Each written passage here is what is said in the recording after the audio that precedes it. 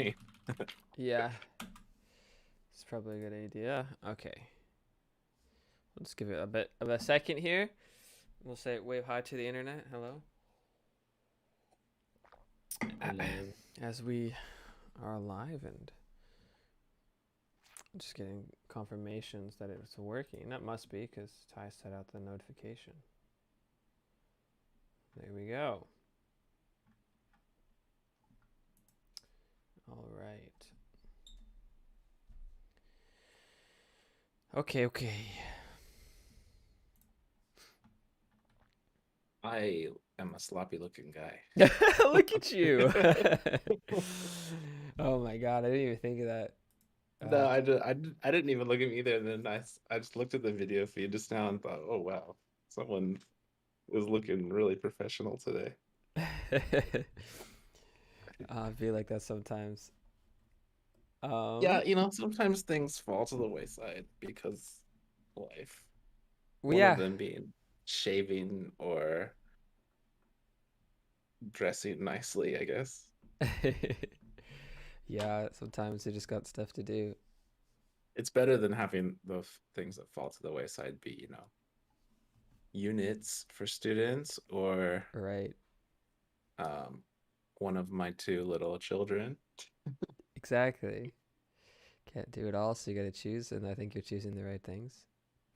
And on that note, hello and welcome to the NativShark Podcast. I'm your host, Caleb, brought to you as always with co-host Nicholas. Yo, Um, and as always, we're sponsored by the NativShark platform, which is us. We're gonna sponsor ourselves, our own podcast. How exciting!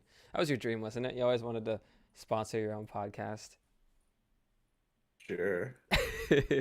I love podcasts and I'm obsessed with them. So I've always wanted to have a bunch of my own, but I hate meetings and schedules, Right. which is a big problem if you want to have your own podcast. Yes, Because, that's I yeah. was I was listening yesterday to some podcast interview, and both of the guys on it were podcasters of separate shows, and he was like, "How many episodes have you done now?" And he said, "Oh, I don't know, like 150 something." And then he said, "Yeah, well, I've done like 200 something. I bet your first ones were terrible." And they were saying, "Yeah, blah blah blah." Because obviously, if you do something enough, you get better at it. Yeah. And all I was thinking was like, "Wow, 200 meetings with people." That does sometimes become your limiting factor, but typically it's a constraint that you work well within. So Yeah. I don't know. Like it's always been that way Well, since we've been doing stuff I like together. talking to people. I just don't like having a time that I have to be somewhere. Yes, you're not a fan of putting dates on calendars that say you must be here at this time. Yeah, or using an alarm, for example, Yep. Yeah, which which I is haven't entirely done why in the years. first time we tried to have a podcast like 3 4 years ago, it didn't work. Just Yeah, it didn't go anywhere. But this one, hey man, 14. That's I something. know. It's not nothing. I think my routines have also gotten a little more reliable because of the kids. Mm, My hey, son loves his routines, hey, and we have like babysitters and stuff. that'll So, do it. Yeah. Urslias says, "Oh hey, a podcast I can actually catch. Welcome. How's it going? sweet. Glad to have you." So, there's this podcast by Seth Godin called Akimbo, and it's one of the only podcasts I know of that has no guests. It's just one person talking. Mm-hmm. So I sometimes fantasize about making some of my own podcasts that are just me and no one Hmm. else. Yes. But I also don't see myself doing anything like that long term. So I'd have to think of a podcast where I just do the first season and then I can have someone else do the next season and then so on and so forth. Interesting. Yeah. Yeah. I want to do one that's like um stories about how your life changed after learning a certain type of thing. So, Ah. for example, like every Monday, Tuesday, Thursday, and Friday morning, I get on a mamachari, which, if you don't know, it's like a bike with a car seat, not a car seat, a Yeah, well, bike, like a but bike the seat, seat, a child seat. child, like in the front of it. It's like the handlebars like are attached to a child's seat. Looks like a car seat. Um, Yeah, and I put my son in it, and it's got like a car battery on the bike, so it's pedal an assist electric or bike. whatever. Yeah, Yeah. 'cause it's heavy because you have a kid and Mm-hmm. stuff and all that. Anyway, I put him in the bike, and we ride it across town. I don't want to say town. We ride it across the neighborhood to uh my mother-in-law's house. Yeah. And I park the bike and take the key out, and then there's like a keyless entry to get in the elevator because that's how buildings work a lot in Japan. And we go up this old elevator. It takes forever. And half the time, there's like some old lady in the elevator talking about how my son is cute and saying, Ohayo gozaimasu or whatever. Yeah. And he stares at them like they're the worst thing that's ever happened to him. Anyway, we walk down the hall to my mother-in-law's, and we always have like a little short conversation, like 15, 20 seconds. Not even, maybe like 10. Stuff like when did he wake up? Did Mm. he sleep well? Did he eat anything? Things like that. Uh, and it's so surreal to me sometimes that like I'm standing on the 12th floor of this old apartment building talking to a woman born like almost 60 years ago on a small island in South Korea. Mm. And we're both speaking Japanese about this little child that we have a vested interest in. And it's just a part of my life that never would have happened if I hadn't learned Japanese. Right. And there are a lot of little moments like those. And so I've thought of a podcast where it's just a collection of moments of a person's life after they've learned the thing that the person listening would want to learn. Yeah. That's a And make great idea for a what? podcast. It's a great idea. I want to listen to that Yeah. podcast. And then each season would be a thing that's different to learn. So like season 1 would be Japanese because it's me. Yeah. But season 2 might be something else, and it's like your life because you learned that thing. Yeah. Like because And you don't need guests because it's just about you. you became like a professional knitter or something. Yeah. And how did your Right? life And change like as a result of that? something weird probably happens in your life because of you're a professional knitter. Yeah, for sure. That's so interesting. It's like I was listening to an interview of a guy who he owns like a professional, they do like video not video editing. They like actually get hired by big companies to make videos for them. It's like a video production company, I Mm-hmm. guess. And he started out as just wanting to make and edit videos, but not knowing how to do that freelance. And he volunteered to record stuff at someone's wedding or something like that. Mm-hmm. Met a magician there who was like doing magic tricks.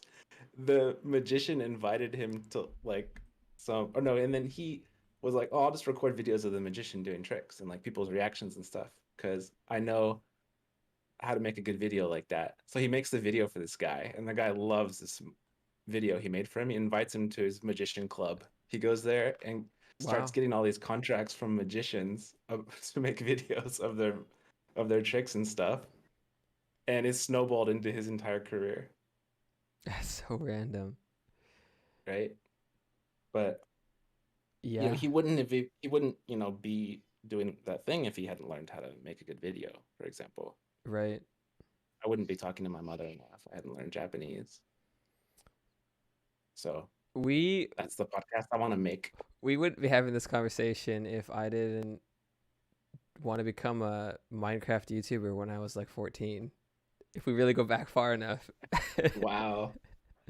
So because I wanted to play Minecraft for YouTube, and I learned how to like make video edit, with all the Adobe tools like Photoshop and Audition and Premiere and these things, After Effects, and then university happened, and I was looking for ways to basically make any money because I wanted to do my own thing, freelance stuff. And one of the things I was freelancing for was videos. And at the time, There you go. you were making Toby in Tokyo, but you didn't have the time or didn't want to spend the time to patch all the videos together and record the voiceover for it and everything. And for some reason, you asked me. I think we had been chatting off and on, like through Twitter or email or something. I don't know. And then you're like, "Hey, you want to do this?" But it was because of video editing Yeah, that we started working together, which is there humorous. you go. Let's see some of the questions or some of the comments. Yeah, I was just reading them. Niko That's Noob why I says, paused. I've been listening to Fall Civilization's podcast. Just one guy talking about history, really good. Because you mentioned something along the lines of you haven't seen many podcasts with one person. So that person was commenting on that. I have seen a couple that are just one person talking. Yeah, it's just not the norm, I should say. Right. It generally, like, I feel like single person talking is like, that's like a YouTube video series or something more than just a podcast. But they definitely exist as podcasts. Or you could have a podcast where you have guests but don't talk to them. They record themselves talking. That's not a bad idea. That's what Oprah does. I mean, she obviously has enough money to, like, the person gets interviewed, but you don't hear the person asking questions in the podcast. It Right. sounds like a monologue. And then every now and then, like, Oprah jumps in and talks about something related to it. But I don't think Oprah even meets with these people. Yeah. I don't know. I don't listen to Like, her show. you need, I haven't in a long time, but I did back in the day. There's some good interviews on it. Hmm. Sal Talk's talking about his interest in Japanese journey. He says the whole journey started for me because a friend loaned me a PC game demo disc that came with a magazine, and it had the first 2 episodes of Bleach on it, which got me into anime 15 some years ago. Whoa. That's so random, but Yeah. there you go. And then your life is forever altered. Like every single person has a story of some seemingly random thing that happened that then led them towards what the rest of their life. I feel like everyone has these Yeah. stories. So I think your podcast idea is solid. Yeah. I already know a few of them, the stories. I guess it'd be like maybe 10 or something episodes in a season, Yeah, something like that. yeah. How long would you make your episodes? I don't know. 30 minutes? 15? Probably 20, 30 minutes, 20 Yeah. minutes maybe. That's like sounds like a good story Yeah. length. I don't like it when podcasts have like 5-minute episodes. Me either. I'm like, what is this? I didn't ask for this. Yeah. Like, if it's a podcast, I don't want something longer than 5 minutes. That's way too short. 15-minute minimum for a podcast. Other Yeah. than that, what is it? 'Cause Just like an excerpt? Yeah. I think it's hard to get insights of the type that a podcast is well suited to in a short amount of time. Mm. My favorite type of podcasts actually are usually between 1 and 3 hours, and they're usually just people talking. That's kind of my favorite kind. Those are the kinds that Yeah. I just put on while I'm doing whatever, because I just like hearing people talk about different things. I don't it really doesn't even matter what it is, but if they have an interest in what they're talking about, then I like to put it on. That's how I use podcasts typically. I get obsessed with some random topic and then listen to 100 episodes of different podcasts related to it, and then I switch. And I don't know why that happens to me, but it does. What's the most recent one that has happened to you with? Can you think of it? Unschooling. Oh. Yeah, I got obsessed with unschooling. I listened to hundreds of hours of it, of people talking about how they do it. Although I haven't listened to Yeah. any in a couple weeks. I think I'm switching, but I don't know where I'm gonna go yet. I've been listening to a few podcasts about buying and selling businesses, which is really interesting to me. Buying So and selling businesses. I like that idea. yeah, I would like to build a business that can be sold. yeah. I mean, and that's part of why I listen is because like I want to. Basically, if you're talking about buying and selling businesses, you're talking about what is a healthy business and like how do you Yeah. identify a healthy business, and not usually they want to identify one that's healthy, but that they can also improve, Right. you know. Right. So you So can they get more talk about value out also of it. ways to improve a business. So it's really relevant to us running a business. So from what you've heard and Uh, what you've learned, are we a healthy business? we're getting there. Yeah, that's how I'd put it too. We got a ways to go.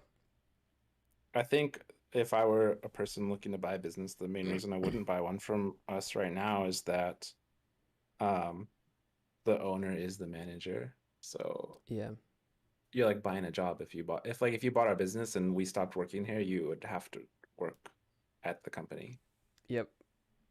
So And that's it's why I wouldn't dependent buy a upon business. both you and I too heavily at the moment as owner operators. We're both owner operators in the respective parts of the company, and that has to change eventually. Not yet. It can't for a lot of Yeah. reasons. It is changing bit by bit, especially for me right now. Yeah. More honestly, more I, so for I you than for me at the moment, but I'll get there too. yeah, which is pretty cool. Like I'm doing fewer and fewer types of jobs for content stuff. Right. Which is good and required. I think we were talking about the other day, but I think like within 36 months we'll be where we want to be with that stuff.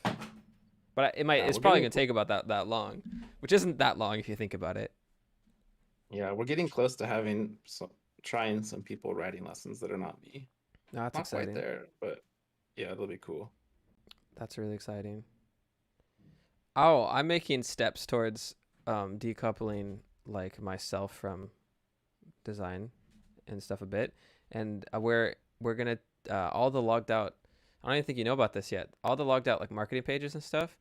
We're gonna um, stop having them be made by Jacob and me in the sense of we have to code them and design them in Figma and shit first, and we're gonna use a tool called Webflow, which allows you to basically build a web page like it's Photoshop or something. So like this would make it very easy for us to um, freelance or outsource anyone who wants to update it. That's not Nice. me or Jacob. Or also Yeah, like they don't have to do code or anything. we had talked about logged out pages being the first to do that kind of thing with, but I didn't hear about Webflow. You're right. Yes.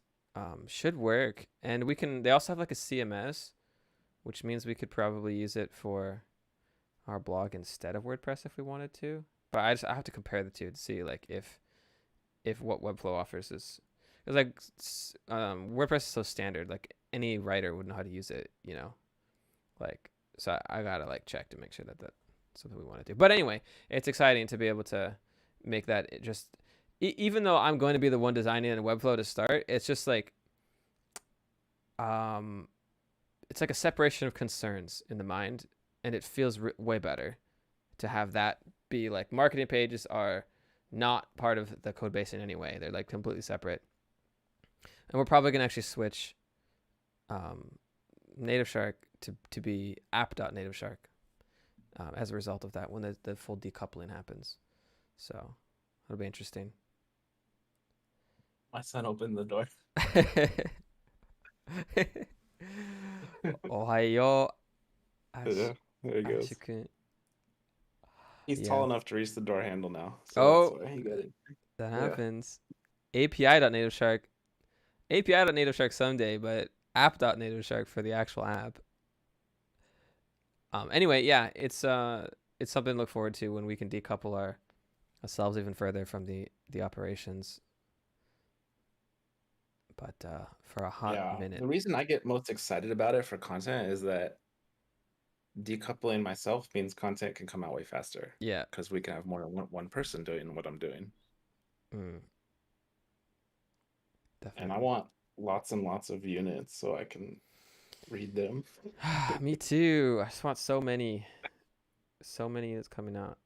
Okay, this is kind of like a swerve, but this reminded me of this past like a couple days ago. I was decluttering my house, and I really like books, and I have a ton of books. But sometimes you must decide that some books must go for the art of decluttering. And one of the stacks of books, which is like there's like I think in total I have like 45 of them. So this is a sizable amount of books and a sizable amount of money that I spent on these books. I'm just gonna get rid of them. And these books are my learning Japanese books. And I'm bringing this up because like the units at NativShark, that's how I want to continue my Japanese studies. Like I was looking at this massive stack of books, and some of it, a lot of it actually, is I could probably learn something from it. Like it is higher than my current ability in Japanese. Maybe about half of it is and half of it isn't. But I had this like intense sense of dread looking at them. I was like, there's no way I want to open one of these and study with it. You not catch me out with that? Like no, I couldn't. Like the amount of tediousness required to like open the book and study Japanese with a book, especially because like I know what's in those books. Like I have studied the books more than I have studied the language, if that makes sense. Like I've studied the teaching methodologies and I know the contents of these books much better than I actually like know what they're teaching. So much so that it was like, yeah, an intense sense of dread. I was like, nope, these ones gotta go. Don't need these books. But I was trying to add up like how much should I actually spend on all these books, and it's somewhere between like $1,500 and $2,000 because I'm good with my Books money. add up a lot. Yeah, Yeah. I get sad thinking about learning languages with books because I just love books and I just same. wish it was more practical to study a language using them. It's not practical at all, though. That's the thing. I know It's so it's not, impractical for so many but it's reasons. so fun to hold them and flip Yeah, through them. But yeah, yeah. it's not. It's like a side thing you could do on the side for fun. Honestly, like, okay, what books did I keep though? My like entire library of Japanese novels. Yeah, I kept that. You know, like NHA has like this massive collection of like manga. Like we kept those, because that is useful, and I am excited to read those, and I have read some of them, and they're great. So it's like that's nice, but the actual like trying to learn from textbooks and books. Yeah, it's Ty says can vouch those books cause Caleb pain. Yes, they do. Um, so like, what are some of the reasons why learning from textbooks or Japanese learning books isn't very good? Why does it cause pain? So one of them is their teaching methods are really inefficient. What are some other reasons? You mentioned earlier you were saying something along the lines of only having one hand. Well, that's an issue with books is that it's kind of hard to study with them with one hand, because often I might be holding a baby or even if you have two hands, like it's nice to be able to relax, like lounge on a sofa and study at the same time. Yeah, Also, not very easy with a book. Like you can read a book doing that, but it's pretty hard to study with study with a one. book. Yeah, And it's hard to say why, although it's true. I mean, then there's the issue of audio, which is like I don't like studying any language without audio mm-hmm. at this point because I pretty much learned Japanese without it and Yeah, kind of regretted it later. yeah. Uh, and and you like books do come with audio and you can use the audio while you read, but then It's it's like a even more of a CD. hassle. Like, who even has a CD player, Yeah. dude? What? Yeah, well they have MP3 downloads at least in Okay, Japan now for okay. books. Maybe But new even ones then they it's do. like you got to go download it, you got to open your phone, you have to like match the page of the book to the track on your phone. It's just the worst. The barriers, dude. Yeah. I think for me, But yeah, I still get caught up on like I open the book and then it's like I don't know. They're like, we're gonna teach you konnichiwa, and then they're gonna that teach me too. like subjunctive forms and I don't know all these grammar terms. Like, I mean, I guess at this point Yeah. I know the grammar terms, but that doesn't have anything to do with my ability to use the language, and it just seems like such like a like what? Like I could use Yeah. all these Well, I books mean, and if we still get not in be fluent. yeah, well, if we get into methodology, like the books always have some approach to learning, which is absolutely ridiculous. Um, like even this book I have right here, this is like a Korean phrase book Yeah, that I talked about my Thai one the other day, yeah, and I like it because it has conversations, which is pretty close to having yeah, context of what's being said. Um, I don't like it for the other reasons I just said. But this whole book has like a premise of it's like you repeat the phrase this number of times and the audio does it's like they have some system of like this is how you yeah. memorize things, which I just completely ignore because obviously I don't care about their methodology at all. Right. Um So yeah, if we get into methodology, it'd be like a whole thing. It's like here's the exercise section. Like now fill in these blanks. Yes, It's like just ridiculous. which is like why. So yeah, comparing like the books and the pain they cause to what is why I'm not using them, and why also I just can't ever learn another language until we teach it with NativShark, because no one teaches it like we do. Which is to say, no one just says don't worry about it, but here's all the information that you could want in a structured manner, one after the next after the next. Like that doesn't exist, and I mean that's why we're making it. But everyone seems to, whenever they're making language learning products, people just seem to just want to put in all of these little tedious things everywhere. They want to put in a little quiz there. They want to put a little test there. They want to put in, I don't know. Oh, welcome, Peter. Thanks for liking the stream. It's just like, what are these things? Like when outside of school, when have you learned something outside of like a learning environment? When is something that you've a skill that you've learned that you became good at, that you had a test to take, like you had to be quizzed on it? Like it doesn't happen, right? Like I learned to cook, and at no point was I ever tested.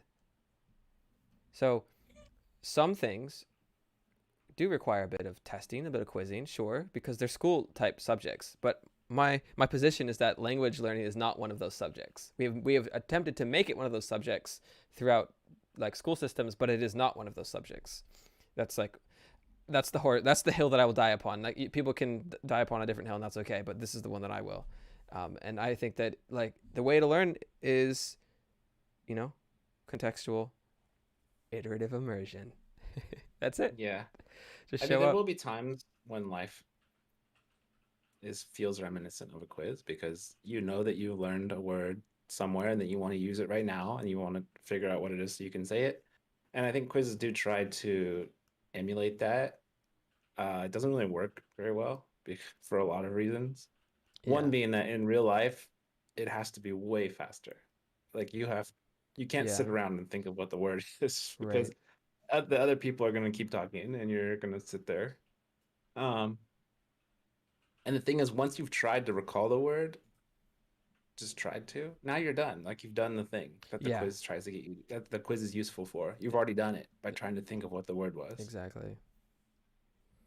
Filling in the blank is just filler time. It's a waste of time. But I mean, if you enjoy it, I guess you could do it. But it's definitely not a core study type thing. Yeah. So yeah, that's why our I core have a studies book. are the way they are. I have a book sitting on my desk right now, which is Eiken Sankyu Saitango Kaku Writing Kanzen Seiha. It's like Eiken is an English test in Japan, standard. It's like a like JLPT sort of, Yeah. but for learning English. And this it has different portions. They have like interview portion. This is for the writing portion. Um, and the reason I have this is because I proofread this book, and they send me copies of the book whenever I proofread them. Mm. Um, only took like a few hours to proofread it, so this is something I do like in my spare time, Yeah. my side job. Yep. Um, this they have like these I guess questions that they ask you like uh, take this test. They'll ask you, what food do you like the best? And then they give you a sample answer. I like pizza the best. I have two reasons. First, there are many kinds of pizza. I like seafood pizza the best. Second, pizza can be delivered. It is very convenient. So they provide you with a formula to answer the question, which is Yeah. it's like you basically repeat the question with your answer in it. So what food do you like the best? I like pizza the best. And then you say, I have two reasons. First reason. Second reason. Yeah. That will get you a perfect score on a Ken-san quiz. Mm. uh, People buy these, and I guess they practice writing their answers. I honestly have no idea how people study with this book. Yeah, man. I don't know what the intended use case is. I mean, I have some of those books, but for Japanese, right? Like the Kanzen Yeah. Master series, for example. I had the entire series of all three of their types at all five of their levels. Yeah, Master. It's like the Yeah, JLPT study books, right? yeah. So it's like that, it's basically, and they have those kind of sections. Um, hold on, let's see. I'll show stream some of my books. I took a picture before. I always thought it was funny that people people like applaud the books like Master are all in Japanese. Like it's Yeah, making it's like it's making the book more effective, which I think is there crazy. you go, stream. Some of the content master books are on the bottom there. Yeah, Okay. they're the ones that are right down there. It's like half of the series. Yeah. Um. Yeah, man. It's interesting. Like, Well, I mean, the reason they only have Japanese, I can tell you, is that the publishing company has Japanese employees. They don't have a native English speaker working on right. staff. Second, they want to sell the book to people who speak multiple languages. It makes it easier to sell. If Third, it's the test yeah, itself is like they do only speak Japanese when you go to take the test. yeah, Um, all that said, that is not an argument for having the explanations of things not be in your native language. yeah, What it's just a waste of time. yep. Because It when you're reading the explanation in Japanese, first of all, like you're not going to have a conversation with anyone using that language ever. yep. I've tried, and people don't know these grammar terms, and they look at me like, "What are you talking about? Like what Yes. passive form? Like what are you talking about?" Is what they say. Do you know the word for Um, passive form in Japanese at this point?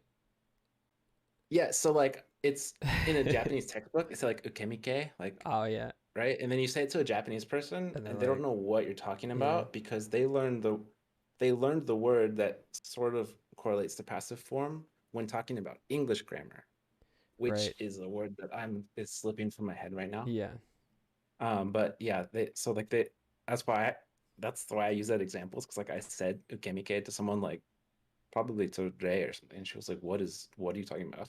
yeah, Because when she went to school, when she learned something that was like passive form, it was related to English, not to Japanese.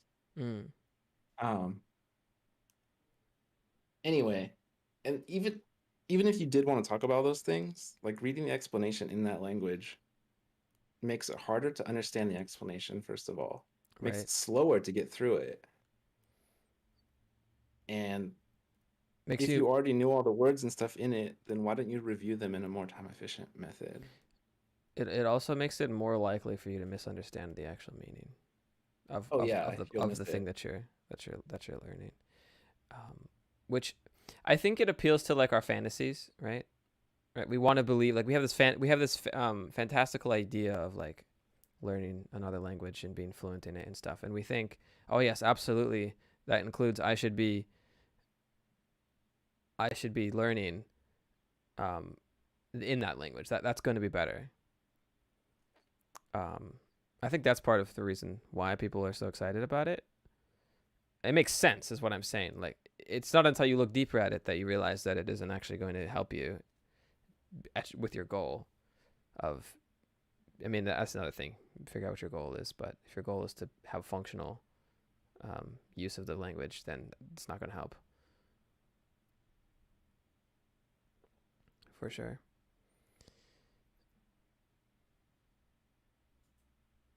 Let's see.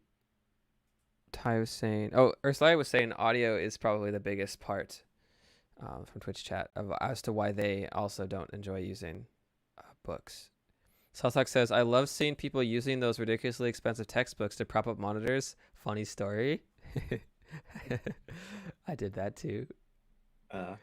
I wrote Kemike, I think, which is What you the said, Japanese one. Not, right? yeah. Yeah. I think the English, I think it's maybe Judo Tai, and then the I active actually don't, voice would I be wouldn't know what that one even is. Julotai? You said no movement. Do Tai would be active.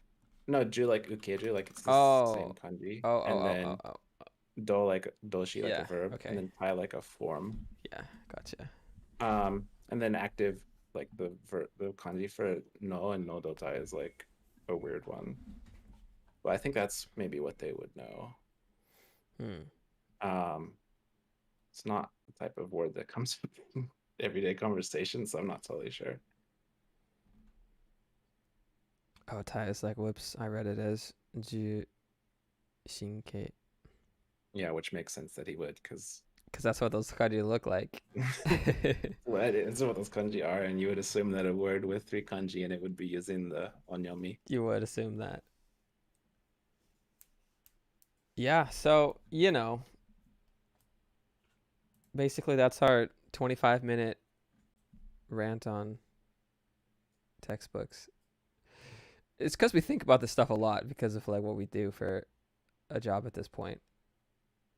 Like I don't know, you and I are probably more annoyed by these things than probably the average person because they don't have to Yeah, deal with it every single day, nor are they trying to help like tens of thousands of people actually become functional in a language, so they're not thinking about true. it. But yeah, we think about it a lot. I really like Yeah, the all the time. the the one-handed studies that you mentioned. I'm bringing it up again because I think that's like kind of huge, like being able to learn over a long period of time with just like with one hand. That's all it Right? takes. Like that's Yeah. that's pretty good. Like I like You that. do not need a pencil. You do not need a Like, pencil, no, or like just like holding books, just like yeah. Or tedious. just hold, like, you don't need a backpack filled with a bunch of stuff. That's You the should other just thing. have one thing that you can hold in your hand. They're so heavy. It's like Yeah. I could have my 45 or 50 books or whatever, or I could just have like my phone, which I already have anyway. And Yeah. also, And then I I don't think even need the phone. you could still have the notebook and like the pens and all those things, and it could just be a fun thing you do in addition to your core studies. If you really enjoy doing that. Like if you want to go to Yeah, a cafe and like practice writing kanji, yeah. like do Then it, do it. but just don't pretend that it's core studies. Exactly. Well, it's kind of like the thing with people ask a lot about what native material should they use, what podcast should I listen to, what book should I read, what movie should I watch, what game should I play. I don't know, the one that's fun. Ultimately, like the one that it makes you feel like you're happy for learning the language, right? Like I picked up way too early in my studies. I picked up a really ridiculously challenging novel. I can't remember the name of the author right now, but I wanted to read the book, so I bought it. And I don't know, I maybe got 5 pages into the book because it was too difficult at the time. But it made me feel inspired to keep learning, so it served its purpose, right? Like I look at that's exciting. I'm gonna read this novel, and I did eventually. But it's like I feel like that's like the best answer to it. It's like use the materials outside of your core, of course. We're gonna be pretty hard on that one. Like do that, but then outside of that, it's like whatever makes you feel motivated to keep learning.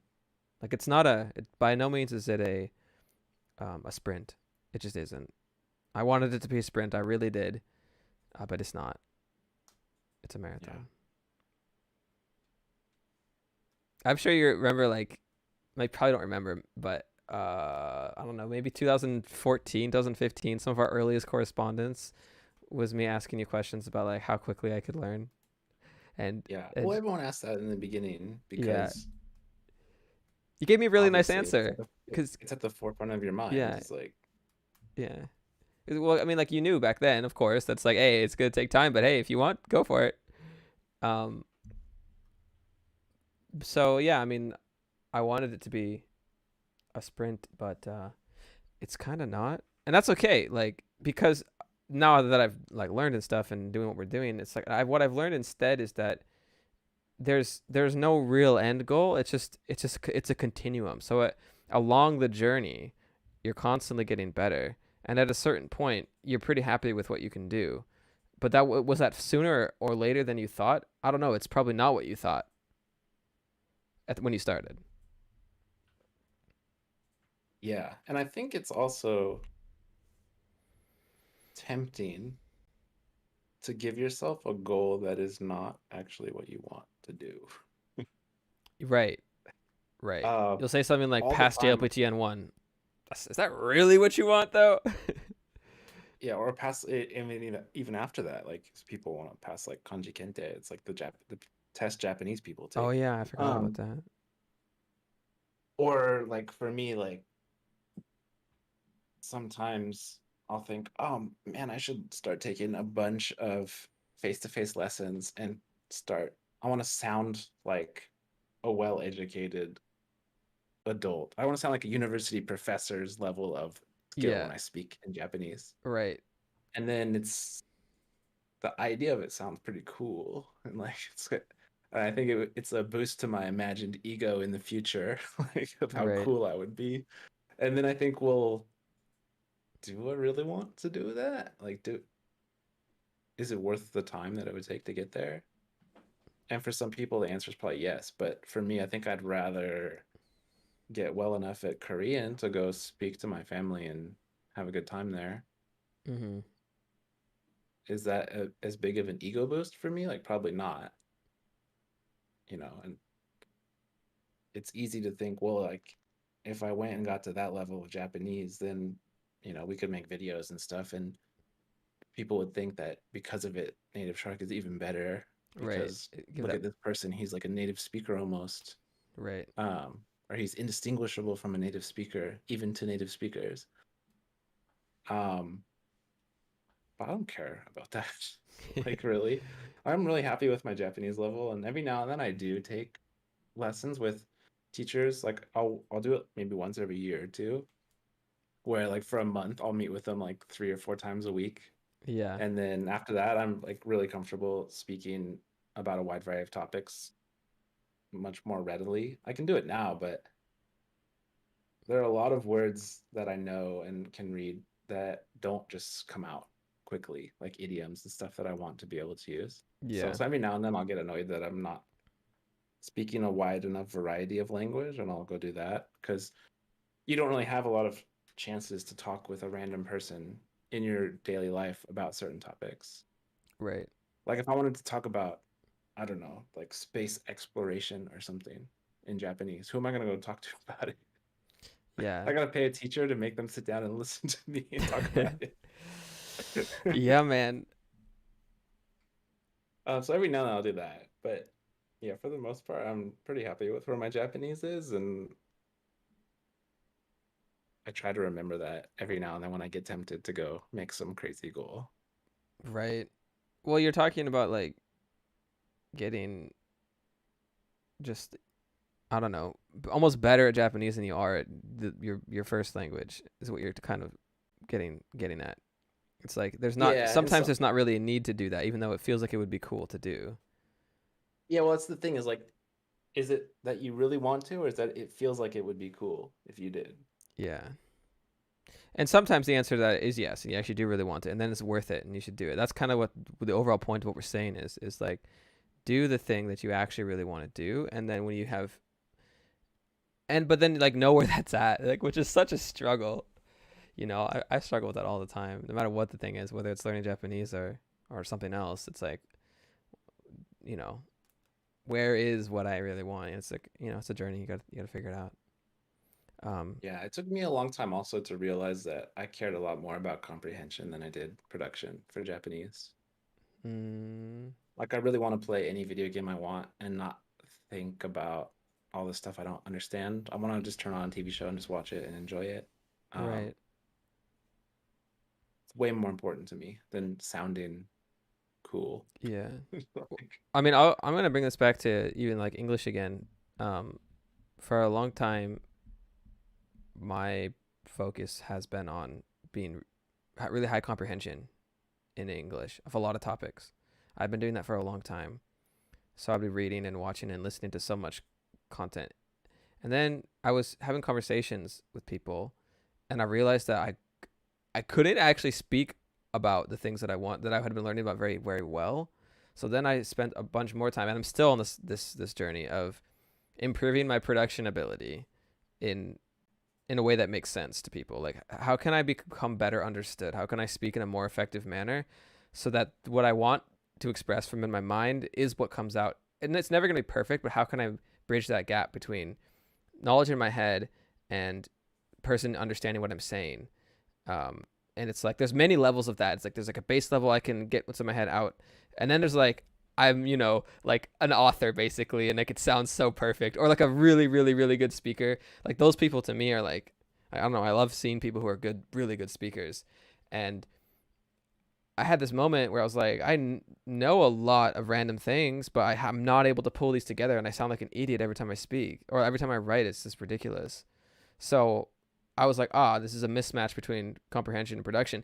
And I only thought about it that way because I study languages and teach them, but that's what it is. So I started focusing on enhancing my production skills, which has just come down to uh, more conversations and more practicing in like low stress environments. Yeah. But it's taking time. It's like this is years. This is like 2.5 years ago that I noticed this, and I'm not even happy with where I am yet. So to do that in Japanese as well is possible, but would be another journey and another. So I get what you're saying when you're saying, where am I at, and what is it that I actually want, and where do I want to put my time? And at the moment, you're thinking, hey, it might actually be more worth my time to go and learn Korean, so I can get the base level of what I want. And then maybe someday, maybe you'll be 60 and then you'll be like, yes, now is the time. Now is the time to go become, super, super, super well versed in conversation at the high level of like university speaking, public speaking type, which most people can't even do in their first language. Maybe then you'll do it when you're 60 in Japanese. Maybe, huh? But you got a lot of time, dude. Like that's like 30 more years. Yeah. So. We'll see. I don't think I'm going to want to, but maybe I will. Yeah, you never know. I see there's Lion in Twitch chat saying, once I finish phase 1, I plan to pick up my Japanese 3DS for Animal Crossing. See, that's a great goal. Very attainable, very focused, and very much possible. When you finish phase 1, Animal Crossing is playable, and you'll understand most of it. There's going to be some grammar that you're not going to know, and there's going to be definitely some words that are specific to the game that you won't know, but you will have all the context around it such that you can look it up and then comprehend. For sure. It's kind of wild, but yeah, that'll work. Do it. Yeah, the other day they was saying like someday we should play Monster Hunter together. I've never played it, but she likes it, and she's not playing it now because we don't really have much time for it. But someday Yeah. we were saying we're gonna play Monster Hunter together, Moha. Um, and she was like kind of to warn me. She was like, the Japanese is like really crazy. And then she was like, even native speakers don't know how to like pronounce the names of like a bunch of the monsters and stuff. Yeah. And it's just I mentioned that as a quick reminder that when you start interacting with native materials like video games and books and shows, you won't notice when the words are words that the native speaker doesn't even know on average. So like that's something that I still struggle with, is like you might feel like there's a gap in your knowledge when in fact it's an expected gap for a native speaker. Right. I noticed, and I think native speakers are just really good at dealing with that. Like I was having a conversation last year with my nephew who was like 5, and just watching him float over words that I knew he did not understand that I was saying. Yeah. And just his ability to pretend to understand Yeah, what I'm that's saying was okay. Yes. amazing. He was so good at it. Okay. And he just didn't Yes. care that he didn't understand it. That's what I've been learning about too. Okay, because recently I've been thinking actually that same thing where it's like when you're learning a language, you're so conscious because at one point you didn't know that language at all, and you were an adult when that was the case. So you're so conscious of when you do and don't know certain parts of the language. So when you hit words that you're like, oh, I don't know this word and I should know this word, you're not really aware whether or not a native speaker would even know that word. And then you're also not really aware of when that happens to you in your own language. And this has been coming to my forefront because like Chie is fluent in both Japanese and English, like from birth. It's just how it is. And English is the one that she got her college education in, but all of her like early schooling and like early emotional experiences of life are all in Japanese. Because like she went to university in the U.S., but other school, whatever it's called, primary school, I don't know, was in Japan. And so this thing happens wherein I will say a word. I can't think of one right now. It's in English. And I'll just be conversating and whatever, and then I'll just stop and be like, hey, did you actually know what that word meant? and I'll just say the word again. She'll be like, "Nah, I don't know what that word means actually."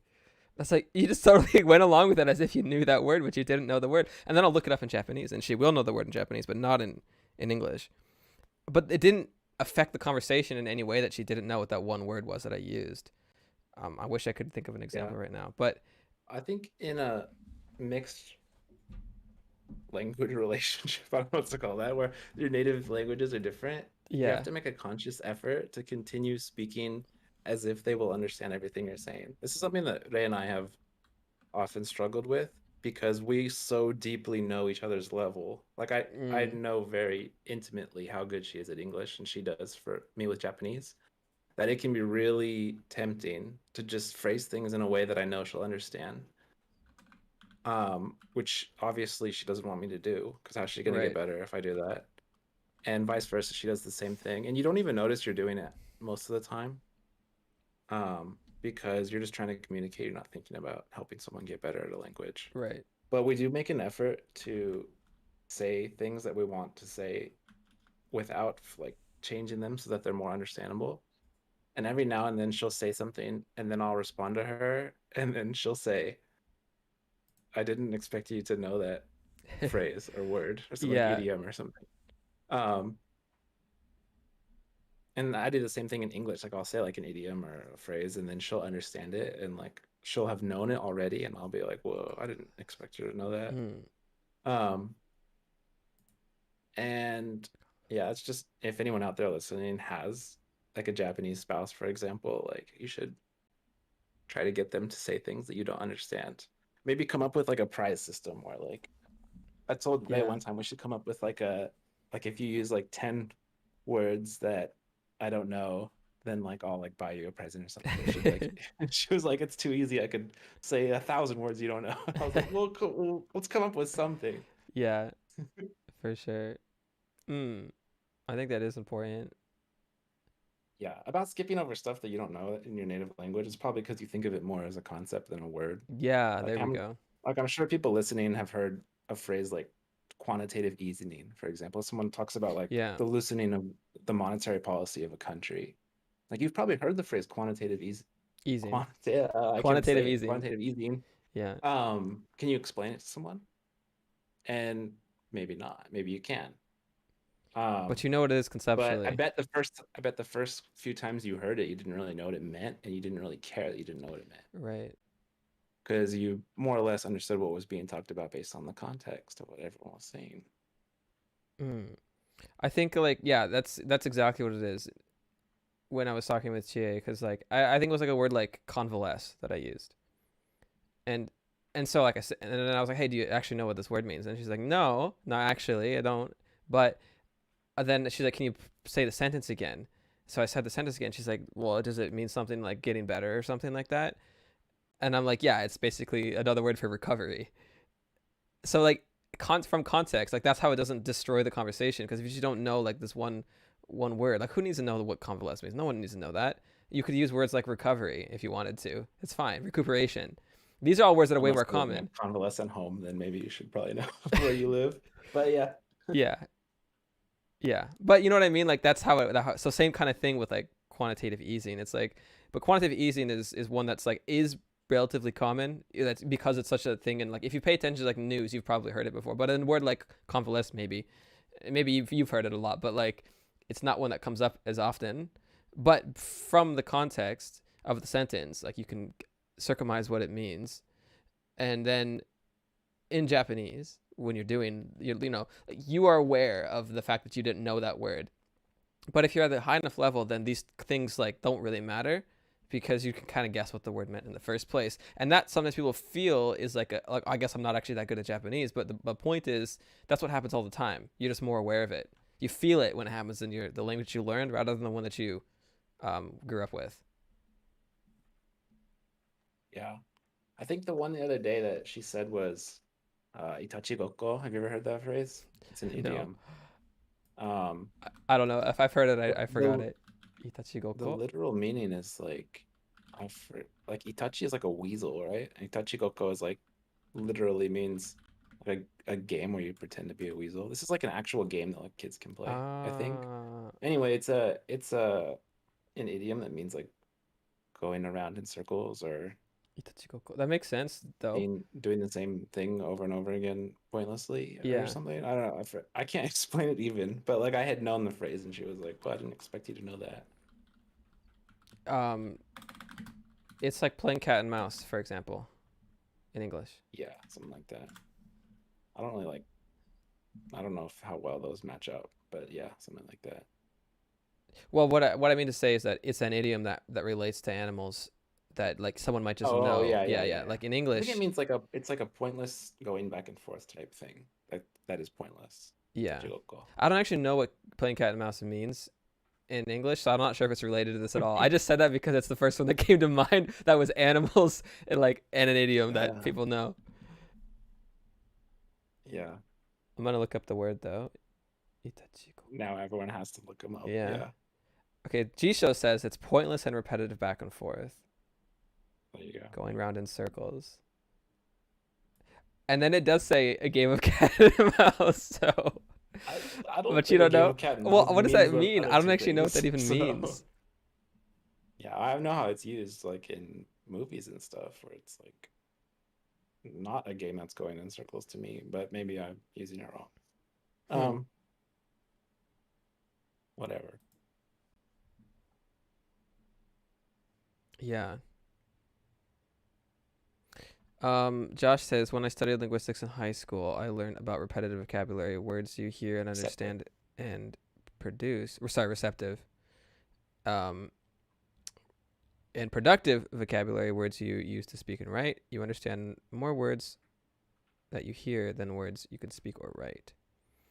Yeah, Yeah, people were for talking sure. about this in the community the other day. Someone was like, isn't it impossible to be able to speak more words or Yeah. speak or write more words than you understand?" And then everyone was like, "Oh, yeah, I guess it is impossible, Think about that one.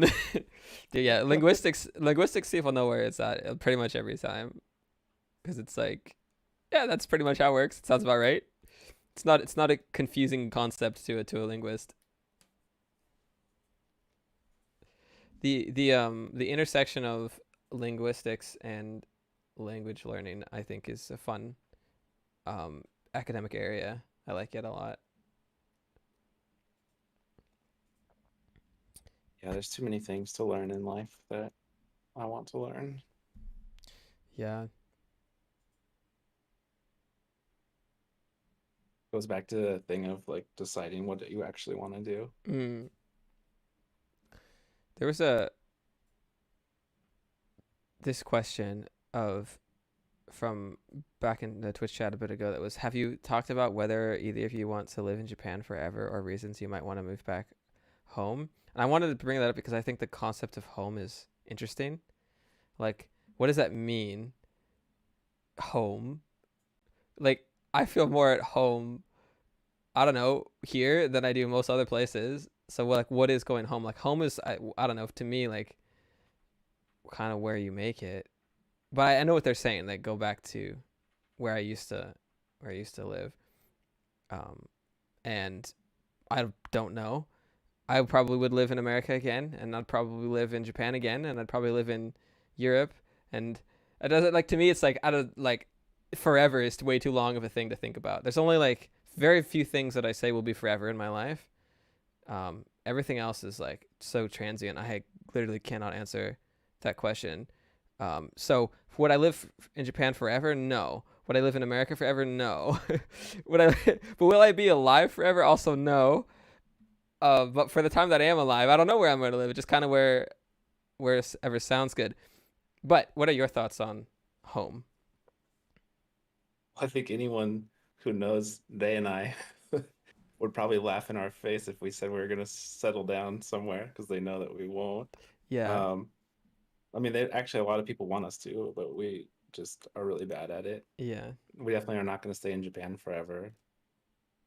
Even if we go back to the US to be close to family, we won't stay there forever. And if we go somewhere else, we're not going to stay there forever. yeah. On our, we They and I went to Europe for our honeymoon in 2017. Hmm.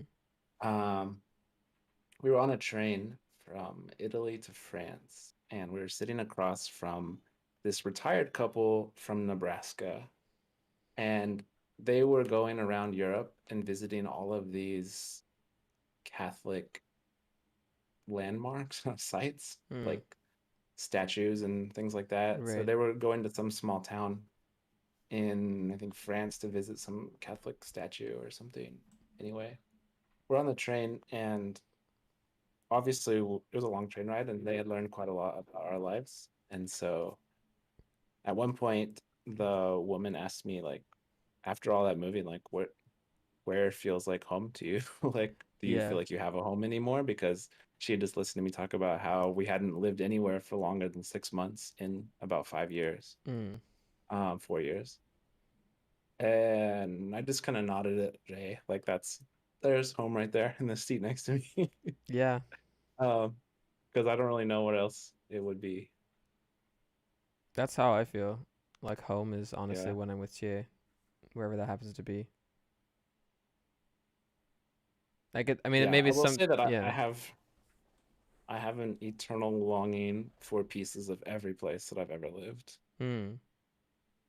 Like if we leave Japan, I'm gonna miss riding my bike around the neighborhood or walking to the kombini when I want to get like a snack. Like I Yep. love that.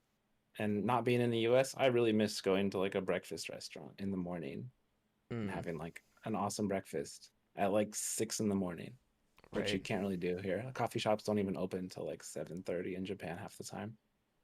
Yeah. Whereas like a coffee shop might open at 4:30 a.m. in California, which is just awesome to me because I wake up really early usually. Hmm. I miss stuff like that. And then obviously the people is the main thing. Yeah. That's what is beginning to happen to me as well. Um, the only countries that I've lived in are Japan and the United States. In Japan and in the United States, I've lived in different locations within those countries. Um, but each each place that I've lived at for more than 6 months, there's always something that I end up really enjoying. And like if I leave, I'll miss that thing. You know, like even when I lived in Tokyo, like I don't really like Tokyo that much, but even when I like left Tokyo, I was like, I know I'm gonna miss parts of Tokyo because there's just parts of it that I really like.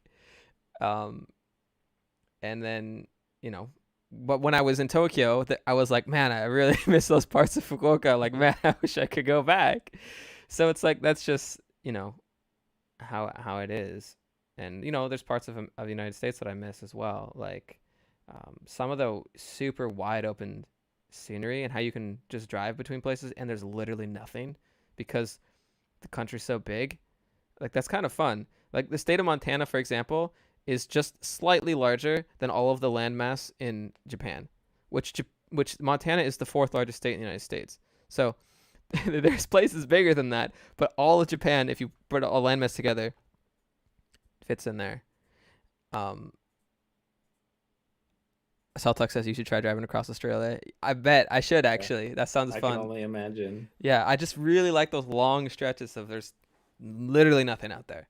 Um, but like kind of conversely, in Japan, I love how when you go across the countryside in Japan, whether on the train or on um, a car, because I've gone road trips and train trips, and you see instead these little villages like everywhere. Like sometimes they're tucked away in the mountains, and I love that part about. And if I leave, then I'll miss those trips and seeing, being able to travel, everywhere by rail or being able to see these little villages that if you stop at any of them, like there's just people living their entire lives there, and they're big, fascinating individuals. So I don't know, man. Do you miss driving on There's I lots of 5? I'll experience. trade you in a heartbeat. Yeah, I will say that I don't miss that. As Anyone? Caleb knows, I really am not a fan of driving, Yeah, although I'm trying to appreciate it more when I'm in the US and stuff. yeah, Um, I will say a nice thing about having a car is that you can leave stuff in it. Like when you park the car somewhere, you could like leave your bag in it, which is something you can't really do you can do in Japan, I should say. You can like rent lockers and stuff, but mm, yeah, like I yeah, actively avoid bringing things everywhere in Japan because I don't like carrying stuff. yeah. That's funny. Mm. especially when you have a kid. It's like, if you have a diaper bag, you could keep it in the car. If you have a car, just park the car and leave the bag That's there. true. Now you don't have to carry a backpack around like everywhere across the city you do in Tokyo. Yeah. That's probably one of the reasons though why like most people in Japan are have some sort of handbag at all times because you just gotta carry stuff. What? Yeah, and then everybody has an umbrella in their bag too. Seems like. Yeah, I mean I do. Yeah, Yeah, I don't. I don't know. I mean I really enjoy living in Japan, but I know that it's like forever. You can't. I mean I just can't comprehend that. Like I know I'm gonna move for sure. Um, but I'll be back too. That's the thing. Like this idea of like permanence or completeness. Like if you move somewhere, that means you can never move back or you've given up. Like it doesn't make any sense. I don't understand this mentality. But I've heard on the internet and I've seen these types of things being said, and I'm like, I don't understand. Like why would you choose to put those kinds of boxes on your life? Like that just sounds like pain. Mm. Um, it's just nicer to find happiness where you are. How deep of you to say. Yeah.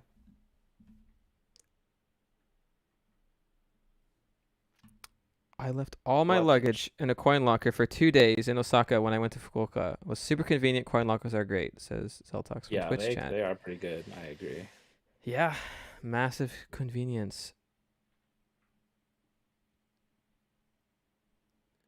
I Well, haven't used one in a while, but I used to. Yeah, I use them when I'm traveling for sure around Japan.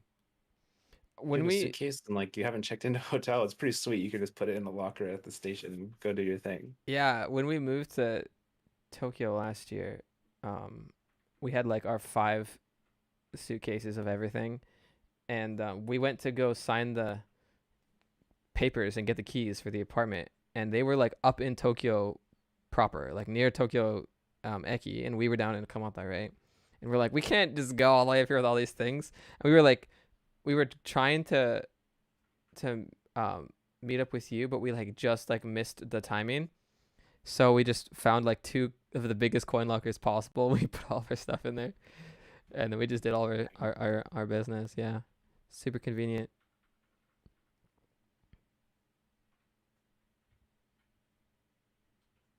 Yeah, Celtalk says exactly. He knows what I'm talking about. When he first arrived in Japan, he had 4 hours to check into his hotel. Coin locker to the rescue. Yeah, there's a lot of small conveniences like that.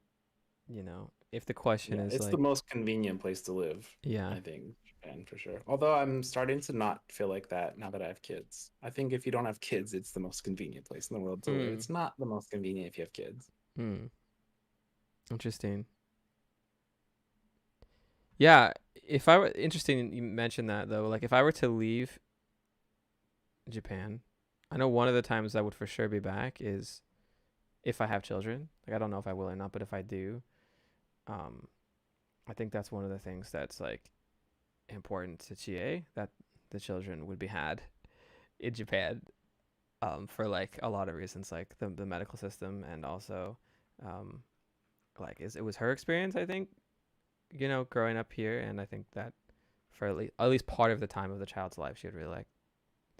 There's a lot of things about Japanese culture, like this part of like the school and also like some of the festivals that are for like when you're like a kid, that she likes to tell me about. But like to me, it's just like a thing that I'm hearing about. And she's like, well, if we had a child, then the child would experience it, and then you would see what it's like. And I'm like, hey, I mean, that makes sense. Um, For real. so I can understand that, and that sounds fun to me. But yeah, I mean, there's if the question was about like what are some of the things, 'cause someone asked this the other day too, like what things do you and I like a lot about living in Japan, and we just talked about a bunch of them, but definitely like convenience. It's huge. Yeah, I I like walking love everywhere I love walking or riding my everywhere, bike. and I love the trains. Um, being able to get like anywhere in the country, you could walk technically because you get on a train and it'll take you there pretty much. There's exceptions to that, but most places that I've ever needed to go, Yeah, it's convenient for sure. Yeah, that's probably one of my favorites.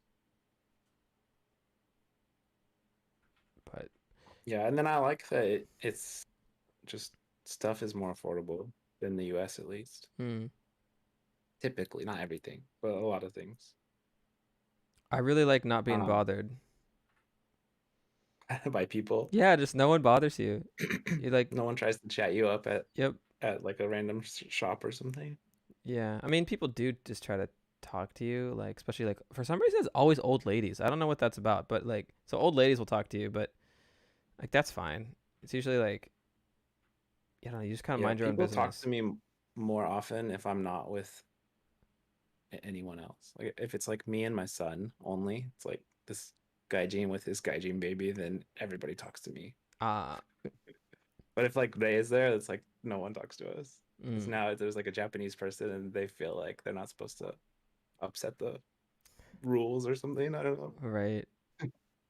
But in general, like people just don't bother you, and not only do people not bother you, but like people are less bothered in general, or like the way that people deal with botherness is more discreet.